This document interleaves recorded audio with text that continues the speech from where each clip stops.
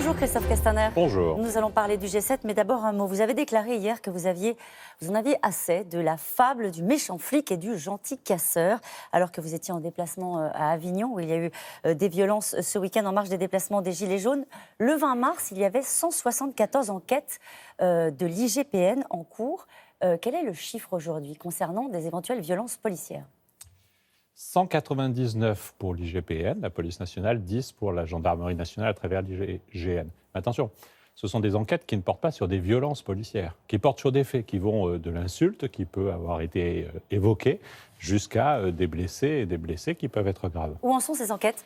Elles se poursuivent, elles sont placées sous l'autorité judiciaire, elles sont détachées du ministère de l'Intérieur, elles sont placées sous l'autorité d'un procureur, même si c'est l'inspection générale de la police nationale ou de la gendarmerie nationale. Et elles se poursuivent, elles font l'objet du temps nécessaire à des enquêtes. Et s'il y a des fautes établies, il y aura des sanctions. Est-ce qu'il y en a eu ? Est-ce qu'il y a d'ores et déjà eu des sanctions ? Non, parce qu'il n'y a eu aucun aboutissement de ces enquêtes judiciaires actuellement. Parce que vous prenez votre temps ? C'est pas moi, je vous ai indiqué dans la réponse précédente qu'elles sont placées sous l'autorité d'un magistrat. Et donc, c'est le temps de l'enquête. Le temps de l'enquête implique justement, surtout quand on met en cause la responsabilité d'un homme ou d'une femme, que l'on prenne le temps de cela. Mais ce que je veux vous préciser, c'est que on a eu plusieurs dizaines de milliers de manifestations qui ont été organisées.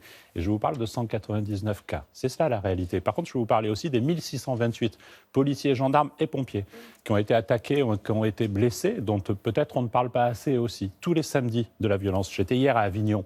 J'ai vu le stock d'armes qui a été saisi. Je parle bien d'un stock et je parle bien d'armes. À la fois un pistolet, des machettes, des battes de baseball. Des gens qui viennent pour casser, mais aussi pour blesser nos forces de l'ordre.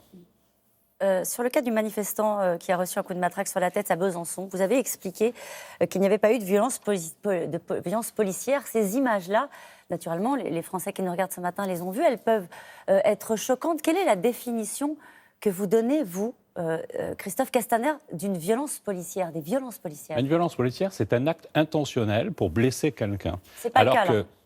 Il y a une enquête, donc je ne vais pas me prononcer sur le sujet. Mais je répondais à la question d'une journaliste qui affirmait... Qu'est-ce que vous pensez de cette violence policière ? Je lui dis non.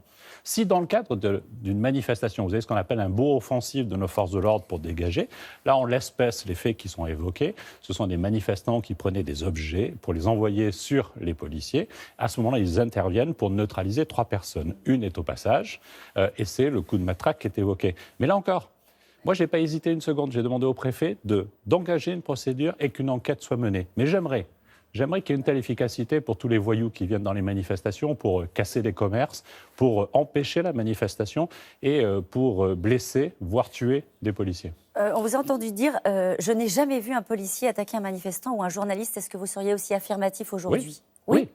Bien sûr que oui, parce que... Peu importe le résultat des enquêtes, en réalité. Non, mais attendez, vous faites une vraie différence entre des gens qui peuvent être blessés. Et j'ai toujours dit qu'un blessé, qu'il ait un gilet jaune ou un képi bleu, c'est un blessé de trop.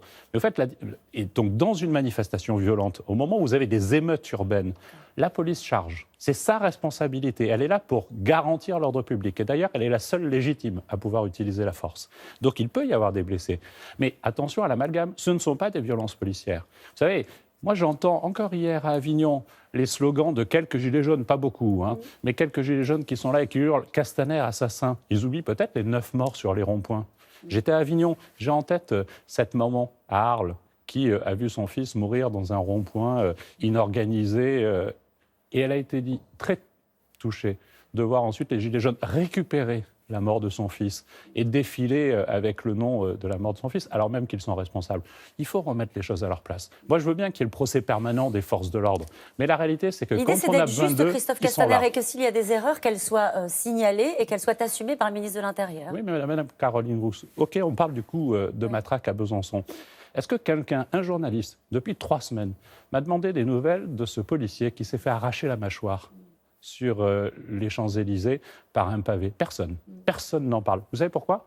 Parce qu'on considère qu'un policier ou un gendarme qui se fait blesser, c'est normal. Et on banalise cette violence-là. Je trouve que c'est dégueulasse. Je trouve qu'il y a aujourd'hui des femmes et des hommes qui non seulement... les policiers, c'est ça que vous voulez nous dire aussi ? Bien sûr, parce que non seulement ils sont mobilisés tous les samedis au quotidien pour gérer l'ordre public, mais ils continuent à faire leur boulot. Hier, à Avignon, je les ai salués aussi pour avoir démantelé un réseau de trafic de drogue assez spectaculaire, pour avoir enquêté sur 5 morts, parce qu'il y a eu 5 morts sur Avignon, des règlements de compte, et ils ont enquêté, et ils ont arrêté du monde. Ils font leur travail, ils peuvent faire des fautes, et les fautes doivent être sanctionnées. Mais arrêtons de ne parler que de cela, parce qu'elles sont totalement marginales. Vous savez, dans toutes les professions, vous pourrez faire cela, mais ne jetons pas l'opprobre sur celles et ceux qui, au quotidien, nous protègent. Je crois que le message est passé, Christophe Castaner. Un mot sur l'acte 21. Est-ce que vous redoutez une mobilisation particulièrement forte ce week-end ? Non, la violence forte, oui. Mais la mobilisation, elle est faible. On le voit de semaine en semaine. C'est peu de monde qui manifeste en France. Et pourtant, systématiquement, des tentatives, des volontés de violence, à Paris comme ailleurs. Et si les forces de sécurité n'étaient pas là, vous savez très bien ce qui se passerait. Paris va bientôt trembler. C'est le mot d'ordre pour samedi. Bon, ils avaient annoncé qu'ils voulaient brûler Avignon la semaine dernière. Effectivement, entre le 20 avril et le 1er mai, ils annoncent qu'ils veulent à nouveau faire trembler, voire brûler Paris. C'est ça la réalité. Le dispositif restera à l'identique. Nous l'adaptons chaque semaine. En fonction de quoi, par exemple? En fonction des informations, des renseignements que nous avons, parce qu'il faut être mobilisé partout en France en fonction des évolutions de ce mouvement qui, dans les manifestations, n'a toujours qu'un seul but. Fuir et empêcher la police de faire son travail. Son travail, ce n'est pas d'empêcher la manifestation, c'est de faire en sorte qu'elle se déroule bien. Vous recevez vos homologues, je le disais, à Paris aujourd'hui et demain, donc les autres ministres de l'Intérieur, dans le cadre du G7. Quels sont les secteurs sur lesquels vous considérez qu'on peut mieux faire en matière de collaboration? Est-ce que c'est la lutte contre le terrorisme? Est-ce que c'est la lutte contre les contenus haineux? Et une forme de terrorisme aussi, on l'a vu récemment sur les réseaux sociaux. Dans quel secteur on peut vraiment mieux faire? D'abord, ce sont ces deux points, et j'en ai rajouté un troisième, celui de la criminalité environnementale, qui est un sujet majeur sur lequel nous devons tous nous mobiliser. Moi, ce dont je suis convaincu, c'est qu'il y a de grands sujets sur lesquels agir seul, à l'échelle de notre nation, c'est au fond accepter l'échec. Et donc, il nous faut nous renforcer sur les sujets que vous avez évoqués, comme la criminalité environnementale. C'est l'objet du G7, où je réunis tous les ministres de l'Intérieur pour travailler sur cela. Sur les questions migratoires, par exemple, je sais qu'on a des divergences de vues avec Matteo Salvini, avec la secrétaire d'État américaine. On a des divergences. Par contre, il y a un sujet qui peut nous mobiliser et qui va nous mobiliser, c'est la lutte contre les passeurs. C'est ces gens qui, au nom de la misère humaine, l'exploitent, font beaucoup d'argent et tuent énormément de monde. Eh bien, on va faire cette entrée-là. On ne va pas chercher à tomber d'accord sur des sujets dont je sais que nous n'aboutirons pas. Par contre, se battre contre les passeurs et les mettre en prison, c'est une bonne chose. Merci beaucoup, Christophe Castaner. Merci à vous.